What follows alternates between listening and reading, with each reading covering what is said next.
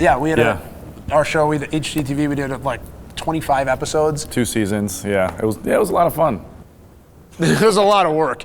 We make all of our money in real estate, and I think it's so important because a lot of people on the show, they are TV people, right? They're characters. They do great and they have great TV shows.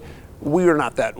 Every day we were filming, we were being pulled away from our other business of operating and growing our real estate portfolio, which is where we make all of our money.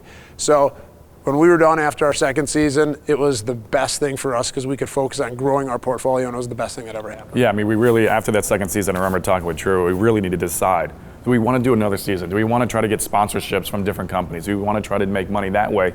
And Drew and I, all we know is real estate. We breathe, eat, and sleep this stuff every single day. We said, no, we want to build our portfolio. That's where we're going to gain wealth. That's where we're going to have our future family, our wealth generation is going to be created through real estate, not through a sponsorship through another company. Right. We may not be the most slick-talking guys that are really polished and good on camera for sure too, but we're just honest, genuine, hardworking people that have figured a model that worked for us in real estate, and we just do it over and over and over again. That's our business.